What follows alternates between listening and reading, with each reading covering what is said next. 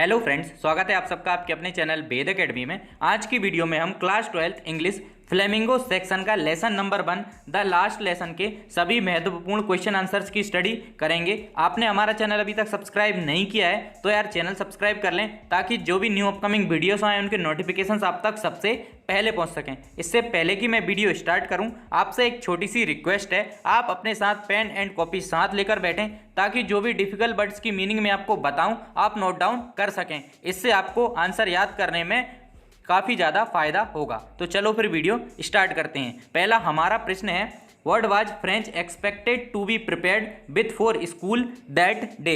उस दिन फ्रेंच को स्कूल में क्या याद करके आना था। आंसर है हमारा, Franz was expected to be prepared with participles that day as M Hamel had said he would ask questions on participles. उस दिन फ्रेंच को पार्टिसिपल्स याद करके आना था क्योंकि एम हमेल ने कहा था कि वे पार्टिसिपल्स पर आधारित प्रश्न पूछेंगे। क्वेश्चन हमारा था, what was Franz expected to be prepared with for school that day. उस दिन फ्रेंच को स्कूल में क्या याद करके आना था। आंसर है हमारा, Franz was expected to be prepared with participles that day as M Hamel had said he would ask questions on participles. Next हमारा क्वेश्चन है, what did Franz notice that was unusual about the school that day. उस दिन French ने school में क्या महसूस किया जो कि कुछ अलग सा था। देखिए, अनयूजुअल का मतलब होता है असामान्य या फिर अलग। व्हेन फ्रेंच रीच्ड स्कूल, जब फ्रेंच स्कूल पहुंचा, it was very quiet that day just as Sunday morning. उस दिन सब कुछ एकदम शांत था जैसे रविवार की सुबह हो। Usually when school began there was a great hustle and bustle which could be heard out on the street. देखिए, हसल बसल का मतलब होता है चहल पहल। अक्सर जब स्कूल शुरू होता था बहुत ही ज़्यादा चहल पहल रहती थी जो कि सड़क पर से भी सुनाई दे जाती थी। All were sitting quietly in their places. सब लोग अपनी अपनी जगह पर चुपचाप बैठे थे। There was no opening and closing of desk. डेस्कों के खुलने और बंद होने की आवाज़ें भी नहीं आ रही थीं। The most strange thing was that instead of usual rapping of scale on the table M Hamel was walking with his ruler under his arm. देखिए, स्ट्रेंज का मतलब होता है अजीब। तो सबसे विचित्र बात तो यह थी कि रोज की तरह एम हमेल का मेज पर पैमाना बजाना नहीं सुनाई दे पड़ रहा था। वे पैमाने को अपनी बाह में दबाए चल रहे थे।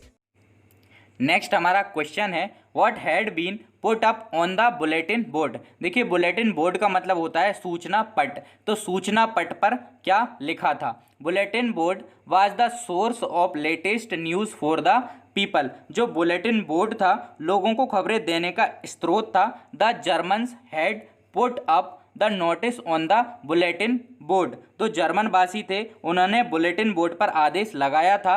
This order had come from Berlin to teach only German language in place of French in the schools of Alsace and Lauren. यह आदेश बर्लिन से आया था कि अब से अल्जास और लॉरेन के स्कूलों में फ्रेंच के बजाय सिर्फ जर्मन भाषा पढ़ाई जाएगी। तो हमसे पूछा गया था बुलेटिन बोर्ड पर क्या लिखा था। आंसर है हमारा, bulletin board was the source of latest news for the people. The Germans had put up the notice on the bulletin board. This order had come from Berlin to teach only German language in place of French in the schools of Alsace and Lorraine. Next हमारा question है, what changes did the order from Berlin cause in school that day. उस दिन Berlin से आदेश आने के बाद school में क्या बदलाव आए। After the order from Berlin the whole school seemed very strange and solemn. देखिए, सोलम का मतलब होता है गंभीर और स्ट्रेंज का मतलब होता है अजीब। तो बर्लिन से आदेश आने के बाद पूरा स्कूल एकदम अजीब सा और शांत सा हो गया था। M Hamel put on his best dress which he used to wear on formal occasions. जो एम हमेल थे उन्होंने अपनी सबसे अच्छी पोशाक पहनी थी, वह सिर्फ जो स्पेशल अवसरों पर पहना करते थे। Class was filled with elderly village peoples. देखिए, एल्डरली का मतलब होता है बुजुर्ग। तो पूरी कक्षा बुजुर्गों से भरी हुई थी।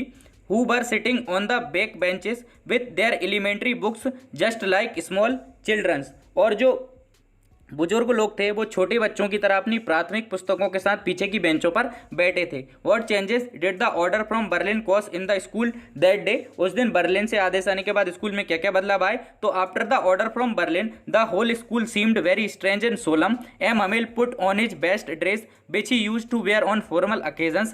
Class was filled with elderly village people who were sitting on the back benches with their elementary books just like small children. तो नेक्स्ट हमारा क्वेश्चन है, how did Franz feeling about M Hamel and school change? Franz के मनोभाव M humble और school के प्रति किस प्रकार बदले? Franz had a disliking for studies as well as for M Hamel his French teacher. Franz को पढ़ाई में और अपने फ्रेंच अध्यापक एम हमेल में कोई भी दिलचस्पी नहीं थी।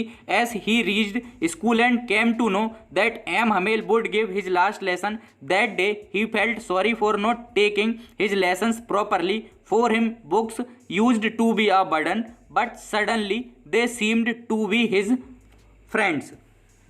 तो जैसे ही वह स्कूल पहुंचा और उसे पता चला कि आज एम हमेल अपना आखिरी पाठ पढ़ाएंगे, उसे बहुत शर्मिंदगी हुई। उसने कभी भी पाठ ठीक से नहीं पढ़ा था, उसके लिए पुस्तकें बोझ मात्र थी। परंतु अचानक ही उसे लगने लगा कि पुस्तकें ही उसकी सबसे अच्छी मित्र हैं।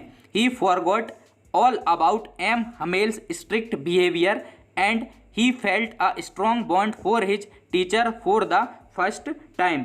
वह एम हमेल का सख्त मिजाज और पैमाना सब कुछ भूल गया। उसे पहली बार अपने अध्यापक के प्रति जबरदस्त जुड़ाव या फिर लगाव महसूस हुआ। हमसे पूछा गया था फ्रेंच के मनोभाव एम हमेल और स्कूल के प्रति किस प्रकार बदले? तो आंसर है, French had a disliking for studies as well as for M. Hamel, his French teacher, as he reached school and came to know that M. Hamel would give his last lesson that day. He felt sorry for not taking his lessons properly.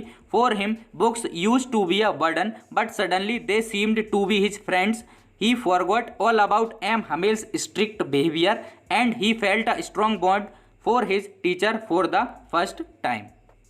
Next हमारा question है, the people in this story suddenly realize how precious their language is to them. What shows you this? Why does this happen? तो इस कहानी में लोगों को अचानक महसूस होता है कि उनकी भाषा उनके लिए कितनी बहुमूल्य है या फिर ज़रूरी है। इससे आपको क्या लगता है, ऐसा क्यों होता है? After the order from Berlin, Berlin से ऑर्डर आने के बाद, आदेश आने के बाद, while taking his last lesson in class, M. Hamel told the students and villagers that now on, in place of French, only German would be taught in the school. Berlin से आदेश आने के बाद कक्षा में अपना आखिरी पाठ पढ़ाते समय एम हमेल ने छात्रों और ग्रामीणों को बताया कि अब से फ्रेंच की जगह स्कूलों में सिर्फ जर्मन पढ़ाई जाएगी।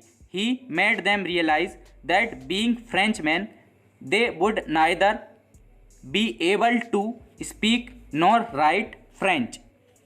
वह उन्हें एहसास कराते हैं कि फ्रेंच होने के नाते वे ना तो फ्रेंच लिखना जानते हैं ना ही फ्रेंच बोलना।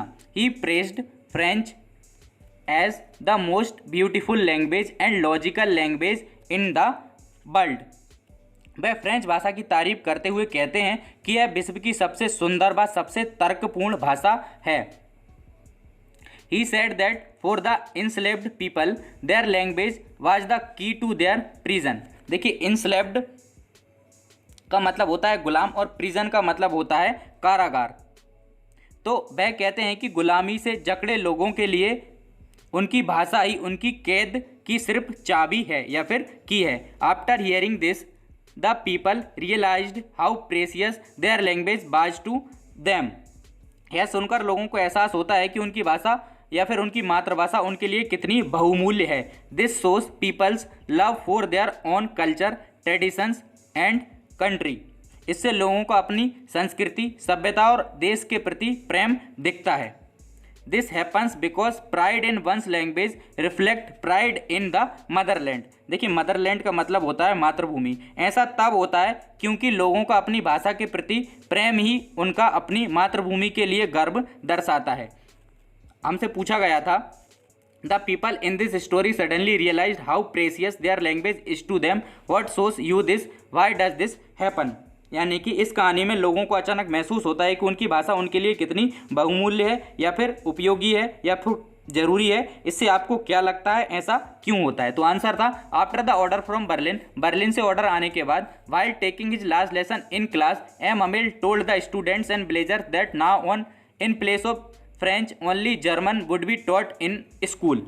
तो कक्षा में अपना आखिरी पाठ पढ़ाते समय एम अमिल छात्रों और ग्रामीणों को बताते हैं कि अब से फ्रेंच की जगह स्कूलों में सिर्फ जर्मन पढ़ाई जाएगी। He made them realise that being Frenchman they would neither be able to speak nor write French.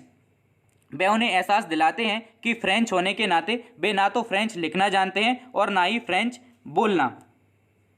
He praised French as the most beautiful language and logical language in the world. वह French भाषा की तारीफ करते हुए कहते हैं कि यह विश्व की सबसे सुंदर व सबसे तर्कपूर्ण भाषा है।